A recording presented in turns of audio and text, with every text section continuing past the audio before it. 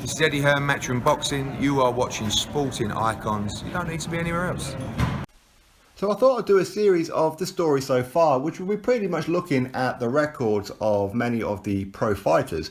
Of course, this will be in between all the news and all that kind of thing. And yes, I still will be doing the British Prospects playlist. You can go check those out as well. And of course, some of the legends, which I made a start on and I will continue as well. But for this one, I thought I'd do the story so far because there's a lot of pro boxers right now where we kind of know who they are currently, but don't know too much about how they got to where they are, if that makes sense.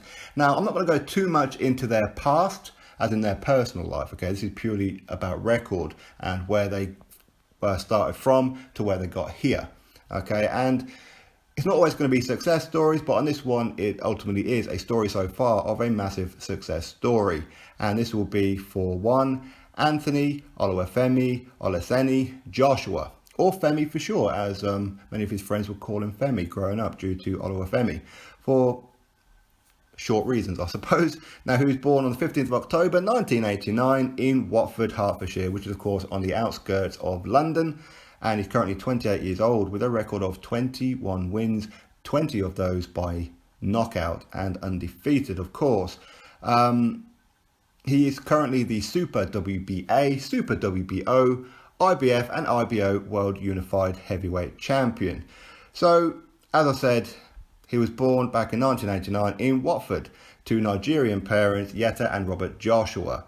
And Joshua, for those who want to know, is of Yoruba ethnicity. I'm not too sure what that is, to be honest. And he has some Irish ancestry through his father's side as well. He has a cousin who's also a pro boxer as well, in Ben Liemi. And the pair turned professional together in 2013. After a few years in the UK, he moved to Nigeria. And up until the age of 12, when his parents got divorced, he decided to move back to the UK and went to John Langley Secondary School as well. And he grew up in the Meriden estate of Garston in Hertfordshire, which is ultimately Watford, I suppose. And as I said, he was called Femi growing up. And he was very, very good at athletics, football, all that kind of thing. And he broke the year 9 100-meter record with a time of 11 seconds or 11.6 seconds. So it's pretty nippy, really, isn't it? Now, it wasn't until 2007, at the age of 18, he decided to walk into a boxing gym at the suggestion of his cousin.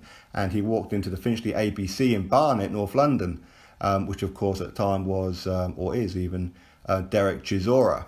And 2 years later, in 2009, and of course in 2010, he won the Haringey Box Cup.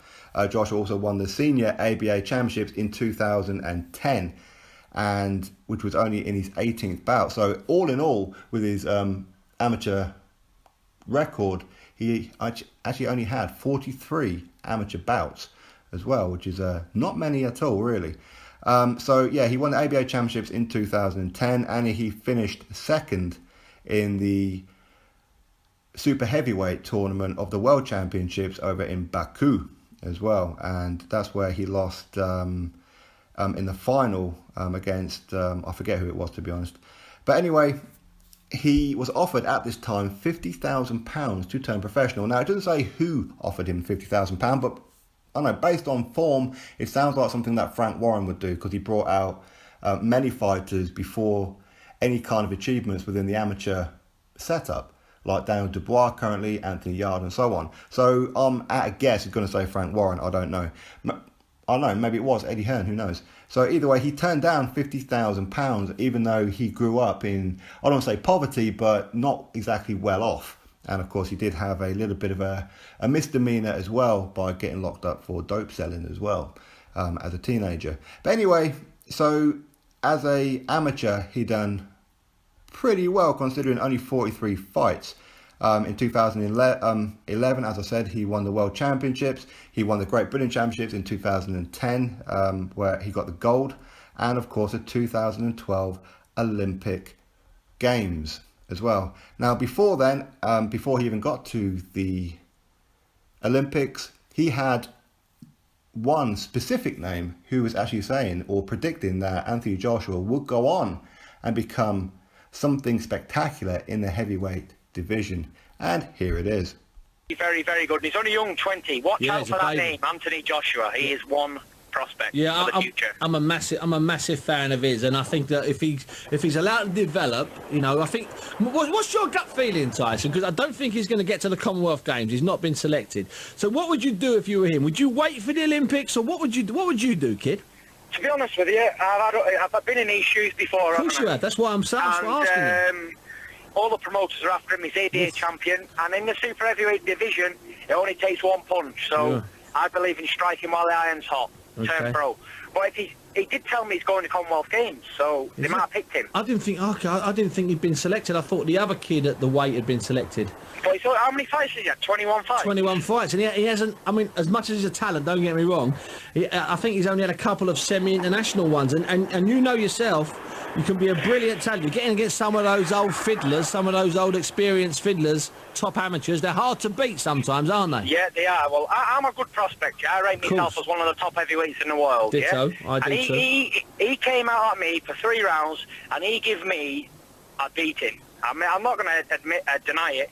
He gave me what for? Hell for leather for 3 rounds. I thought, oh my God, the amateur's killing me. But being a professional, and I've been an amateur myself, and I fought all over the world and that. Yep. I slowed him down a bit, a few good body shots and that. Yep. And the kid's only 20, and I'm a handful myself. You are, son. So, for him to put up a good performance like that against a top prospect in me, I think he's one for the future, to be honest. Brilliant. So a bit of a glowing reference there from what is now his rival in Tyson Fury. So yes, it was actually Tyson Fury who gave him a glowing reference before Anthony Joshua even went to the Olympics and turned pro. Who would have thought, right? Anyway, with all that aside, obviously he won the 2012 Olympic gold. Some say dubious and whatever else, but it is what it is. Now it's also important to note before we move on to the pro that in 2009 on Dillian Whyte's amateur debut, he actually dropped Anthony Joshua on a occasion and defeated him on points as well. So yeah, that's pretty much where the whole Anthony Joshua and Dillian Whyte beef originally came from. And he did get several standing counts as well back in 2011 with a Romanian southpaw Mihai Nistor. He just battered Anthony Joshua is what happened. But put him in a pro ring now, I'm pretty sure this wouldn't be the same result, right?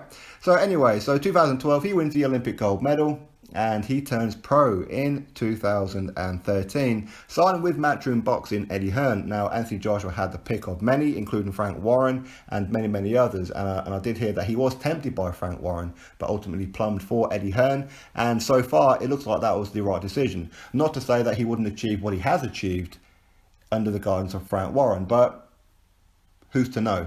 Facts are he's made the right decision so far. So anyway, on the 5th of October 2013, he makes his first pro fight. His pro debut against Emmanuel Leo. Emmanuel Leo was 8-0, so undefeated in himself. And this was at the O2 Arena on a Scott Quigg undercard. And then only 3 weeks later even, he took on Paul Butlin, who was 14 wins and 19 defeats. And this was at Sheffield Arena in Sheffield on a Kell Brook undercard as well. And he stopped Paul Butlin in the second round. And I forgot to mention in his first fight, he stopped Emmanuel Leo in the first round. So his third fight, again, just a couple of weeks later, he took on, I'm going to say it wrong, Hershvoj Kisidic. I don't know. Either way, this happened at the York Hall on the 11th of November 2013, and this guy was 5 wins and 6 defeats. Joshua stops him in 2. Then only 2 months later, he takes on Dorian Darch. Again, a lot of people know Dorian Darch. He's turned into a bit of a journeyman since this phase, but at the time when Anthony Joshua took him on, Dorian Darch had a record of 7 wins and 2 defeats. And he stopped Dorian Darch in only 2 rounds. And that was at the Motorpoint Arena over there in Cardiff. So again, that's 4 wins and looking pretty damn good. And this was on a Gavin Rees undercard along with Lee Selby in that as well on that card. So already he's making waves at this point with only 4 wins under his belt. And a lot of people are starting to question, when's he going to step up? Very, very early, much like people are doing with Daniel Dubois now. But anyway, he's being guided correctly. And in his 5th fight, he takes on Hector Alfredo Avila. Now, that guy is 22 wins, 15 losses, and 1 draw. So you can certainly say journeyman. And this was at the Scottish Exhibition Centre in Glasgow. And he stopped him in only 1 round. And this was on the Ricky Burns and Terence Crawford undercard. How times have changed, right? So anyway, straight after then, about a month and a half later, he takes on Matt Legg, who at that time was 7 wins and 2 defeats. And this was at Wembley Stadium, which is now pretty much, you could probably going to call it the home of Anthony Joshua. And this was on the Carl Froch and George Groves undercard, the part 2, the rematch one. So he stops Matt Legg in 1 round. And then after then, he takes on Matt Skelton at the Echo Arena in Liverpool. He stops him in 2 rounds. Now, Matt Skelton, again, a lot of people seeing this as a bit of a step up. Matt Skelton, he'd been around the block a little bit, 28 wins and 8 defeats, and Anthony Joshua stopped him in the 2nd round. And this was on a Nathan Cleverly undercard as well, with Tony Bellew and Rocky Fielding also on that card. So that was one hell of a card. And then after this fight, he then goes to the Thrones for You Arena in Manchester and takes on Konstantin Aric. Konstantin Aric, again, you could probably say journeyman, 21 wins, 9 defeats and 2 losses. And Anthony Joshua defeats him in only 3 rounds. And this was on an Anthony Crolla versus Diaz undercard as well. Scott Quigg and Scotty Carter were also on this card as well. Not fighting each other, but yeah, they're on the card. So Anthony Joshua stops him in 3. Then straight after then, he takes on one Denis Bakhtov, who, again, another journeyman in 38 wins, 9 defeats. And this was at the O2 Arena. And he stops him in 2 rounds. And this was on the Lee Selby and Joel Brunker undercard. And so he was actually the co-main event on this one as well. So he's already starting to make waves. And again, a big step up only a little while later, on the 12th of July 2014, he takes on Matt Skelton, who was, no, I'm lying, sorry, I've just moved it. Yeah, so Denis Bakhtov for the last one, Michael Sprott. I do apologise. So Michael Sprott, a severe journeyman, but certainly somebody who can bang. And this was on the 22nd of November 2014. So apologies for that little blip there. And Michael Sprott, 42 wins and 22 losses.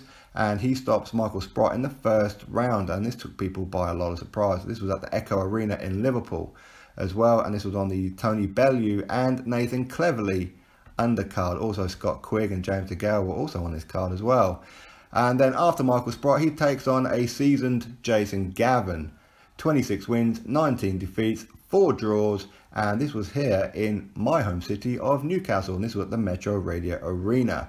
And he stops Jason Gavin in 3 rounds only. And this was on the Anthony Nelson versus Jamie Wilson undercard.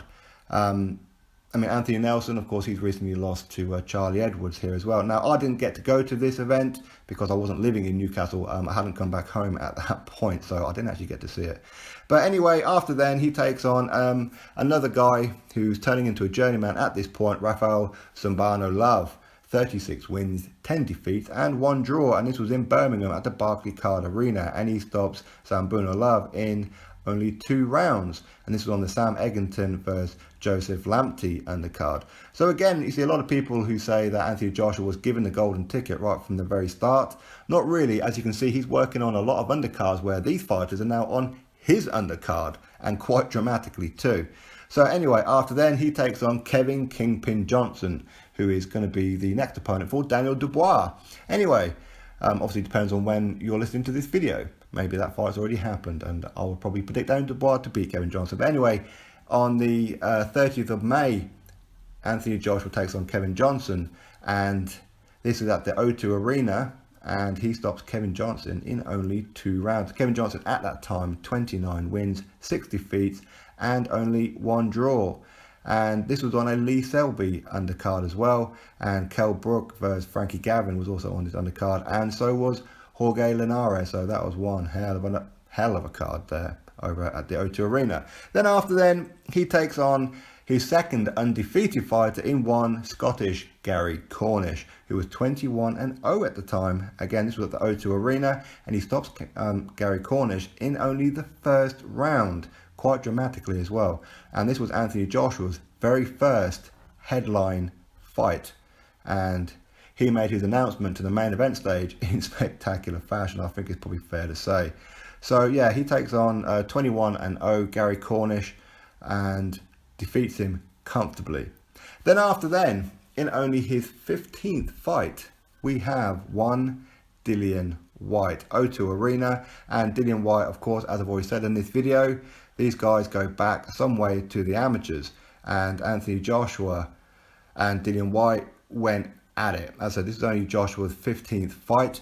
And this was Dillian Whyte's, well, he'd had 16 fights, so it was only one fight difference with the advantage in Dillian Whyte. But Dillian Whyte really sold this fight for me. He made this one, and he pretty much put Joshua on the map as a pro, because this fight had a lot of hype around it, and it was a spectacular fight. The first round looked like Joshua was just going to get rid of Dillian Whyte. The way the first round was going, because he was catching Dillian Whyte with some pretty good shots. And me and a lot of people thought that Joshua was just about to finish him off. Now, I expected a pretty long fight. And in round number 2, I think most Joshua fans had a damn heart attack, where Anthony Joshua gets rocked by a sweet left hook. Now, a lot of you guys would have seen Dillian Whyte's left hook. And this was an announcement to his left hook on the head of Anthony Joshua. And Anthony Joshua's feet turned to concrete. And Joshua did everything that he could to survive round number 2, but that's pretty much the only real scare for Joshua in that fight.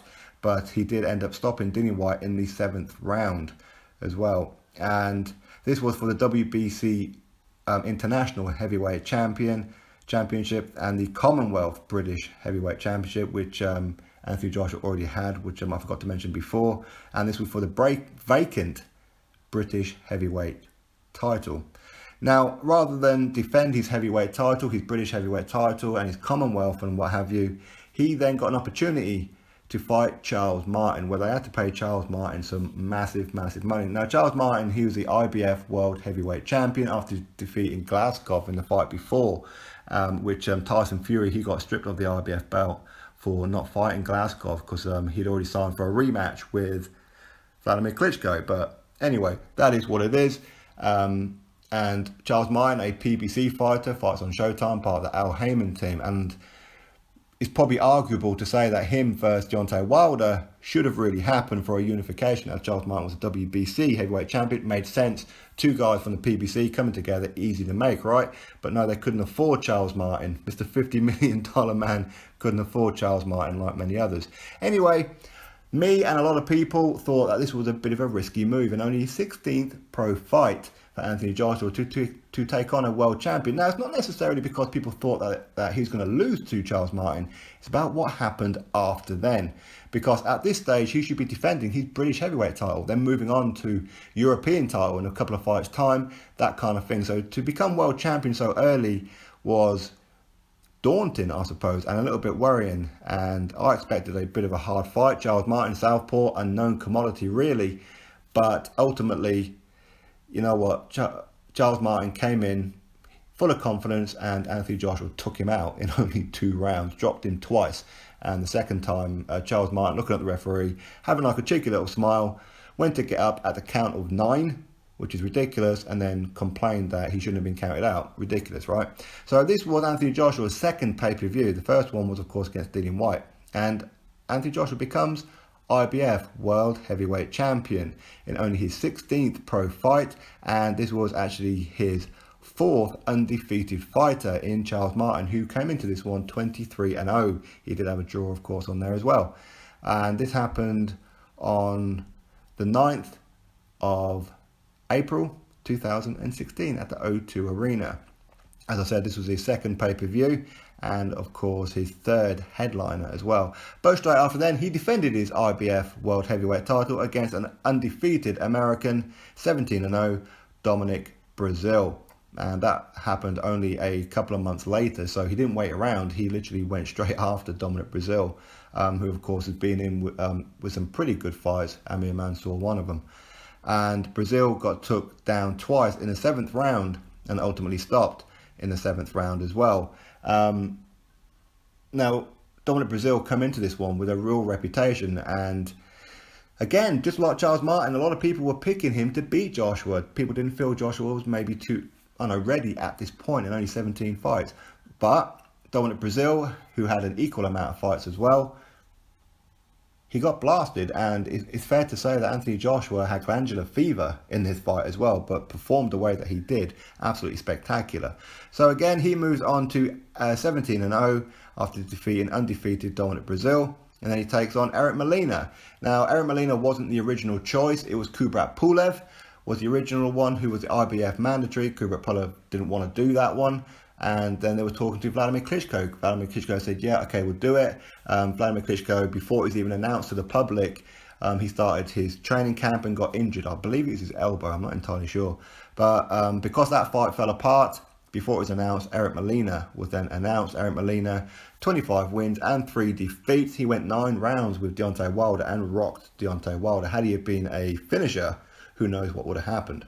But anyway, Anthony Joshua gets rid of him in only 3 rounds. Spectacular fashion. Eric Molina slumped in the corner of the ring. Now, straight after this fight, Wladimir Klitschko gets in the ring, who is, of course, the former unified world heavyweight champion, and with a record of 64 wins and 4 defeats. His 4th defeat happened in the fight before against one Tyson Fury, where Tyson Fury just frustrated him for the entirety of the fight, 12 rounds, and Tyson Fury beat Wladimir Klitschko for the first time in over 10 years. Wladimir Klitschko took a loss.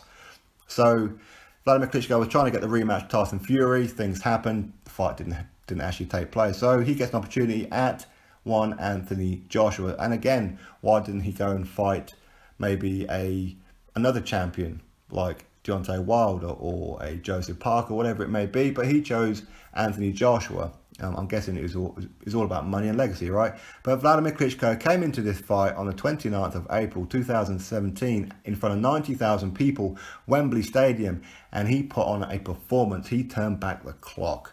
He really did. He looked phenomenal physically, aesthetically, and just put it on Joshua.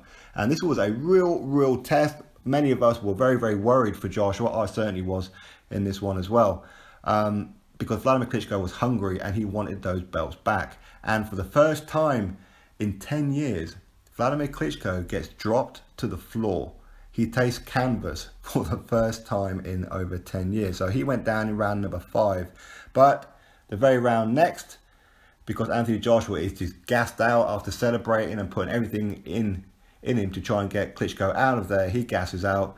Wladimir Klitschko catches him with a right hand right down the pipe, right on the temple of Joshua, well, temple come forehead, and Joshua goes down. But for whatever reason, Joshua's smiling, he's laughing and whatever, even though he's just totally gassed.